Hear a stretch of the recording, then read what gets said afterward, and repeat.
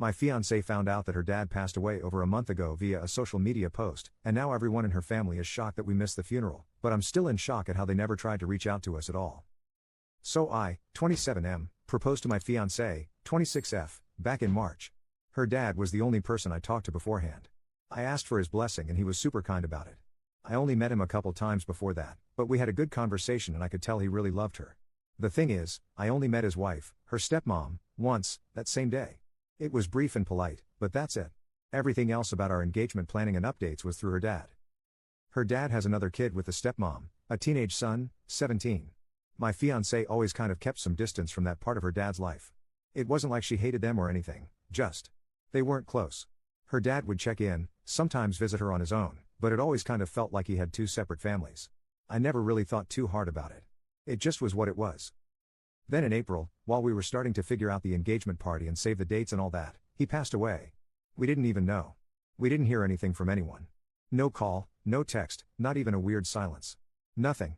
We only found out this week because one of her cousins posted something online about missing him after the funeral and my fiancée texted them like, "What do you mean, the funeral?" And they were like, "Everyone was surprised you didn't show." She just shut down. I think she's still in shock. Her dad is gone. She didn't get to say goodbye. She didn't even get told he was dead. The funeral already happened. She missed it. And no one told her. Not her stepmom, not even her own brother, not anyone. And what makes it worse is, now that she's tried to reach out to people, cousins, her aunt, even her dad's friend, she keeps getting these weird half responses that make her feel like she should have known or been there. Like they're judging her for not showing up, when nobody invited her in the first place. She keeps asking me if she did something wrong. She's wondering if her dad was mad at her. I do think he was happy for us, but now I don't even know what's true anymore. I guess I just don't understand how something like this happens. I know grief makes people act strange and there might be stuff we don't know. I don't want to assume the worst about her stepmom. Maybe she was overwhelmed, or didn't have our contact info, though I feel like she must have had some way to reach out. But I also don't want to make excuses for someone who let my fiancée find out her dad died a month later from a Facebook post. It's starting to feel uncomfortably close to full-on evil stepmom territory, and I hate even thinking that, but this just feels so cold. She's devastated and I don't know what I'm supposed to say or do. I can't fix it. She just keeps saying she can't believe she wasn't there.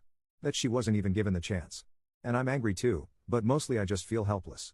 And sad for her. I guess what I'm really asking is, how do I help my fiancée grieve someone she didn't even get the chance to say goodbye to? She keeps wondering if her dad was upset with her, or if she missed some sign, and now the way her family's reacting is only making her feel worse. I want to support her without making her feel like she has to perform grief on anyone else's timeline, or carry blame for something that was never her fault. Update 1. We finally found out where her dad was buried, and I managed to get in touch with her half-brother. When I showed her who I thought it was, she panicked and did not want anything to do with it. She still does not know I went ahead and talked to him. To be honest, I expected lies or deflection, but what I got was more frustrating. He was not defensive, just cryptic. He said he knows exactly why her side of the family cut her off and that she knows too. He would not tell me what it was and just kept saying I should ask her because I would not believe him anyway.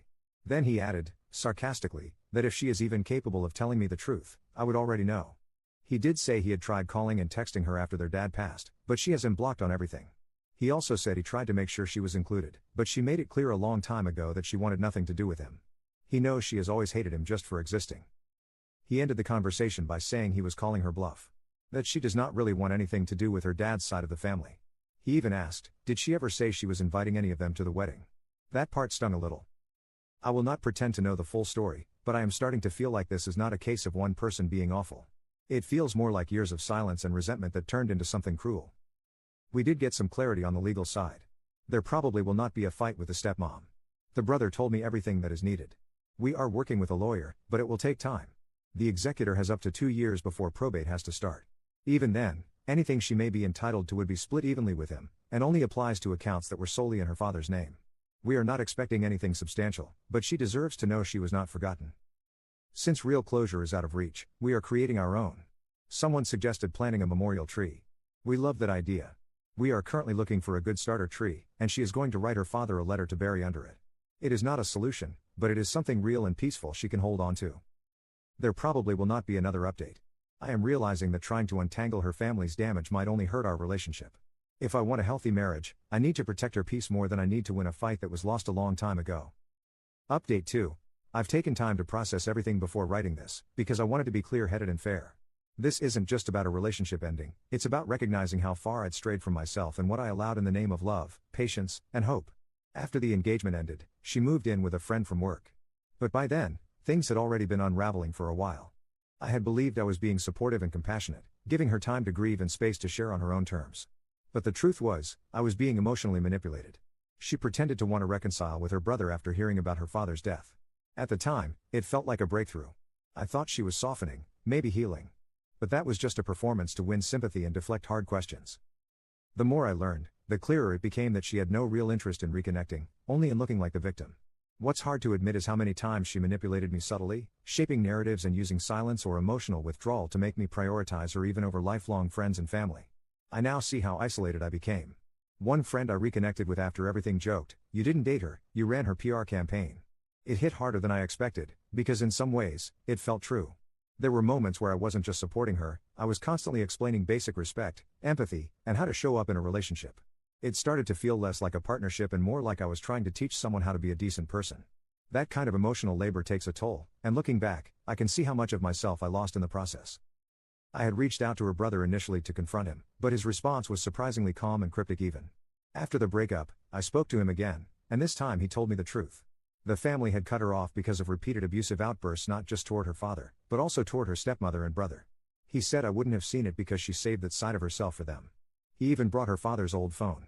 The texts between her and her dad were awful, cruel, manipulative, and downright abusive. Honestly, I don't even know how or why her dad stayed in contact with her after receiving the things she wrote. If my own child ever said those things to me, I would have cried and cut contact. No parent deserves that level of cruelty. After her father passed, she started lashing out at me too. That's when the pattern revealed itself. Ironically, she didn't even mind that I spoke to her brother until she found out I helped him with a scholarship site. And help is a stretch. I mentioned the Common App, something I always bring up when college comes up in conversation. It's not some special effort. I've told my own cousins the same thing. It's a single application site that makes you sound like you know your stuff and gets kids on track fast. If they apply through it, they're pretty much guaranteed to get into somewhere. She knew this. She had seen me do it with my family. But this time, she twisted it into a betrayal like I'd committed some criminal offense. She realized I had spoken to her brother because I showed her a Reddit post to help her understand where I was coming from. That's when everything shifted. Even then, I didn't end things immediately. I asked if we could slow down and delay the wedding. Instead of meeting me with honesty or reflection, she shut down and turned hostile. Maybe it was her way of pushing me away, but if so, it worked. After the breakup, she kept reaching out, apologizing, saying she'd get help. But I had already asked her to consider therapy earlier in our relationship, and she refused every time. Now that everything has come to light, I can't see myself marrying her, much less raising a child with someone who hides so much, lashes out when cornered, and only offers change when everything is already broken. My family has been nothing but supportive through all of this. My sister is even staying with me right now. She joked that it's for my protection, but honestly, it just feels good to have family around again. For the first time in a while, I feel like myself. So that's it.